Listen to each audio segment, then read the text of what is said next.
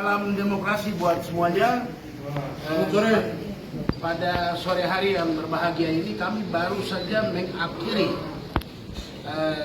mendengarkan putusan dari Majelis Hakim atas kasus klien kami Victor Frederick Yoimo. Tadi kita sama-sama mendengarkan bahwa 4 dakwaan yang didakwakan oleh saudara jaksa.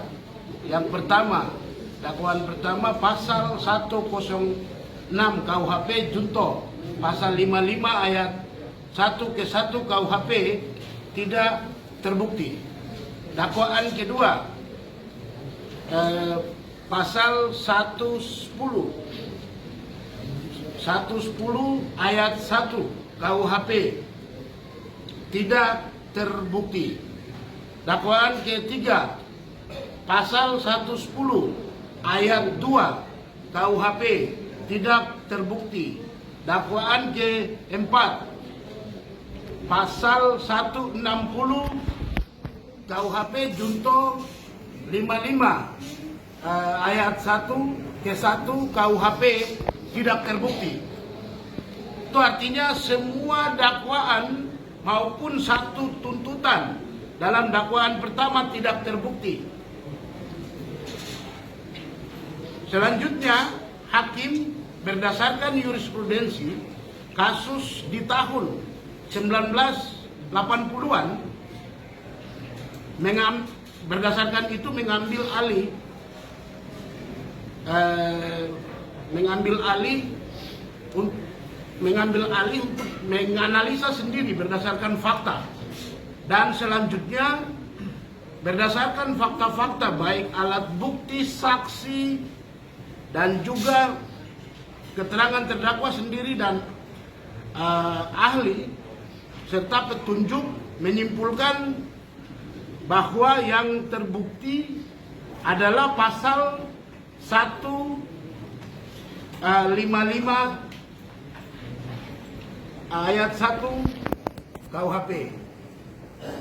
Dan selanjutnya tadi hakim memutuskan 8 bulan kurungan dikurangi masa tahanan. Nah, selanjutnya berkaitan dengan hasil putusan tadi, hakim tadi tidak membuka ruang untuk kita nyatakan apa, baik pikir-pikir, terima ataupun apa, kita tidak nyatakan tadi. Yang pasti sejak putusan tadi sampai 7 hari sampai 14 hari ke depan kami masih punya waktu untuk menyatakan pendapat kita. Begitu. Tetapi yang penting saya sampaikan di sini bahwa 4 dakwaan yang selama ini kita lihat diviralkan oleh media bahwa klien kami adalah pelaku makar itu tidak terbukti. Ini yang penting menurut saya. Itu artinya bahwa pemberitaan yang dibangun terkait klien kami adalah pelaku makar adalah pembohongan publik. Hakim membuktikan dalam persidangan ini. Bagi saya ini adalah kemenangan klien kami mewakili rakyat Papua. Karena semua yang adalah korban rasisme yang akhirnya kriminalisasi dengan pasal makar tidak terbukti dalam sini. Tadi semestinya kalau hakim berani diambil keputusan bebas.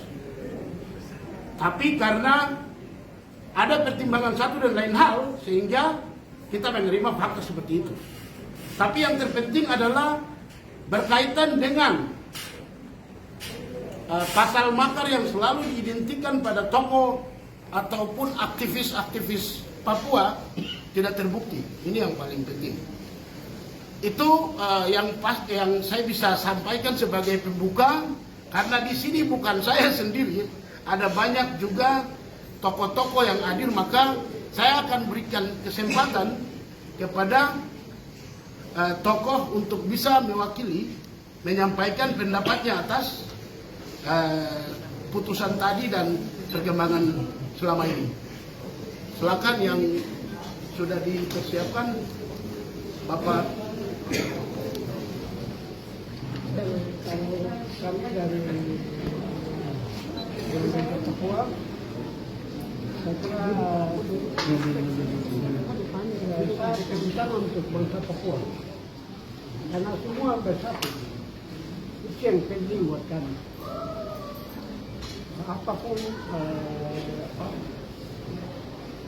tudingan atau apa itu pasal-pasal yang dipakai, bagaimana apapun cara yang dipakai untuk mengobrakkan itu kita Papua tetap satu, dan kami lihat dari media itu semua bangsa Papua ada di belakang untuk demo dan para penasihat itu yang saya kira memang ini yang kadang-kadang saya bilang, biar 1000 provinsi Papua tetap satu. Dan saya berterima kasih bahwa bangsa Papua sudah buktikan dengan dukungan, dengan bentuk apapun dalam proses ini. Yang kedua, saya berterima kasih kepada tim penasihat hukum. Ya, ini kita tangan dulu. Mereka sudah bekerja mampu-mampunya, sesuai dengan kemampuan dan ada kekuatan ada pada mereka, dan akhirnya kita bisa mendapatkan keputusan seperti ini. Dan ini bagi saya itu, saya minta itu generasi muda banyak yang masuk hukum. Kalau bisa membela ini, kita punya masyarakat banyak yang mungkin masih ada di penjara.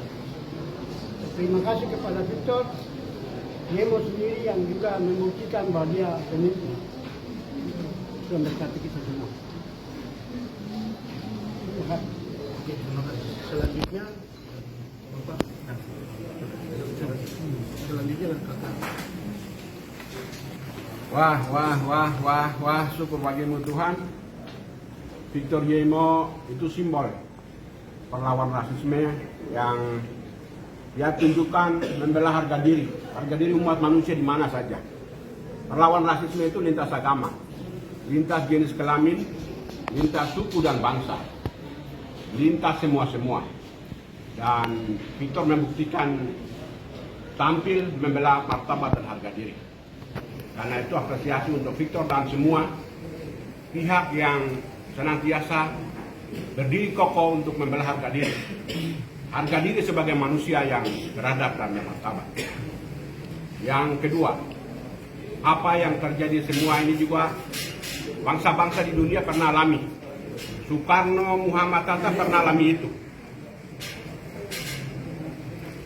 Pengadilan, hakim, jaksa, aparat keamanan dengan berbagai dalih mereka lakukan itu di masa Belanda. Dan ternyata Soekarno, Muhammad Hatta waktu itu keluar sebagai pemenangnya. Jadi payah itu rakyat Indonesia nikmati. Hari ini Victor Yemo dengan 7 yang sebelumnya dan banyak tokoh alami itu. Juga dialami oleh tokoh-tokoh yang lain. Bangsa Papua. Yang lain sudah meninggal, yang lain dibunuh. Tapi apa yang terbukti hari ini, kami tetap masih berdiri untuk membela harga diri dan martabat. Victor Yemo simbol bangsa Papua. Karena itu dengan semua hati nurani, hakim, jaksa, siapapun yang membela harga diri, sekalipun engkau harus menyangkal, kami mengapresiasi. Kepada rakyat Papua, harga diri dan martabat kita tetap kita jadikan sebagai nomor 1. Semua siapa saja yang ada di sini, mari kita satukan barisan untuk membela harga diri. Kami manusia. Dan kemanusiaan itu harus kita buktikan sekalipun pahit. Dan itu dibuktikan hari ini. Tuhan berkati kita semua. Wah. Oke, selanjutnya.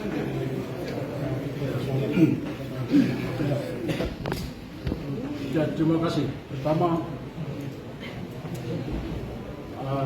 saya pikir perjuangan kita bukan saja memenangkan di ruang-ruang terbuka. Perjuangan kita bukan saja memenangkan itu di kampus-kampus, perjuangan kita bukan saja memenangkan itu di hutan, di luar, dimanapun, tetapi kita harus memenangkan itu di muka hukum negara ini. Saya anggap bahwa pengadilan ini adalah panggung bagi kita untuk memenangkan kebenaran dan keadilan agar semakin banyak orang mengetahui bahwa rakyat Papua punya harga diri. Rakyat Papua tidak berdiri sendiri. Apa yang diperjuangkan oleh rakyat Papua itu bukan masalah orang Papua, tetapi masalah orang Indonesia. Menghapuskan paradigma rasis yang ada di dalam otak Indonesia merupakan perjuangan dari bangsa Papua. Karena itu kemenangan kita hari ini adalah kemenangan dalam memperjuangkan kebebasan bagi orang-orang yang terkukung dalam paradigma rasis. Saya pikir itu. Sehingga kalau saya mau bilang ini kemenangan saya, tidak. Tapi ini kemenangan orang-orang non-Papua yang hari ini masih memikirkan paradigma mindset rasis, perspektif rasis. Itu yang paling penting bagi saya. Bukan saja di Papua tetapi di Indonesia. Bahwa kita adalah bangsa manusia, di depan hukum kita harus buktikan bahwa kita tidak bersalah. Itu yang paling penting. Yang kedua, di tempat ini saya mau apresiasi untuk hakim yang sejak awal sudah berdiri bersama-sama dengan kami di dalam memperjuangkan hak-hak kemanusiaan, terutama di saat saya sakit. Itu apresiasi yang luar biasa untuk ketua hakim yang di sini. Begitu juga jaksa, juga kepada pengacara PH yang sudah berulang kali masuk keluar 2 tahun ini, betul-betul menunjukkan advokasi yang luar biasa untuk saya. Di dalam situasi yang sulit bagaimanapun, tetapi kita mampu menerobos itu. Itu paling luar biasa. Kepada rakyat Papua, kawan-kawan gerakan yang bersama-sama dengan saya, begitu juga dengan almarhum Philip Karma yang telah taruh badan di kejaksaan sehingga saya bisa berobat di rumah sakit. Itu sesuatu yang tidak akan pernah saya lupa di dalam perjuangan saya, tapi juga perjuangan bangsa ini. Kawan-kawan yang setia menahan badan di depan sini,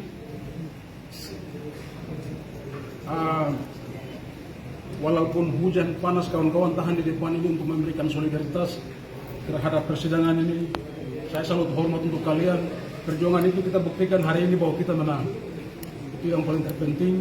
Yang berikut kepada tua-tua, tokoh Papua, gereja, kawan-kawan yang terus bersama-sama dengan saya dalam spirit membebaskan bangsa, membebaskan kemanusiaan. Saya selalu hormat untuk itu. Saya pikir spirit persatuan antara kita semua bukan saja lintas rakyat, tetapi dilintas semua, baik orang Papua, pendatang maupun siapapun, kita harus menangkan itu. Kita harus bersatu untuk melawan rasisme. Itu yang saya bisa sampaikan. Terima kasih. Selamat siang. Oke, selamat sore. Akhirnya saya juga mengucapkan banyak terima kasih kepada semua rekan-rekan yang sudah datang mengawal sidang dari awal sampai hari ini. Kawan-kawan wartawan yang sudah liput kami, terus salam hormat buat kawan-kawan. Mungkin ini akan menjadi pembelajaran tersendiri juga kepada kawan-kawan polisi yang datang tapi tetap mengikuti kami dengan ritmenya. Salam hormat buat kawan-kawan. Selamat sore, salam demokrasi buat semuanya.